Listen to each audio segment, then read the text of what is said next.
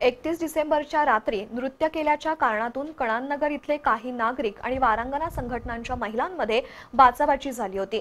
त्यातून बुधवारी एका तरुणावर चाकू हल्ला झाला होता। त्यापाठोपाठ काही तरुणांनी नंग्या तलवारींची दहशत माजवत वारांगनांवर हल्ला करण्याचा प्रयत्न केला होता। त्यामुळे कणाननगरात बुधवारी रात्री मोठा गोंधळ उडाला होता।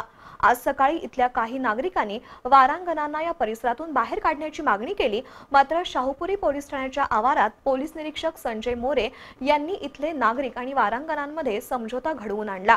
त्यानंतर त्यांनी कणाननगरमध्ये पोलीस बंदोबस्त तैनात केला। कोल्हापुरातील वारांगना सखी संघटनेच्या अध्यक्षा शारदाताई यादव कणाननगरमध्ये राहतात। याच परिसरात बहुतांशी वारांगना स्वतःच्या तसंच भाड्याच्या घरात राहतात। 31 डिसेंबर रोजी यादव यांच्या घरी घरगुती समारंभ होता। त्यावेळी डान्स केल्याच्या कारणातून कणाननगर इथल्या काही तरुणांनी वारांगनांशी हुज्जत घातली होती।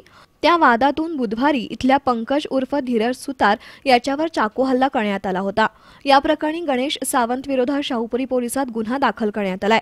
हे प्रकरण धुमसत असतानाच रात्री काही तरुणांनी नंग्या तलवारी घेऊन दहशत माजवत वारांगनांवर हल्ला करण्याचा प्रयत्न केला। त्यामुळे भयभीत झालेल्या वारांगनांनी शाहूपुरी पोलिसात धाव घेतली।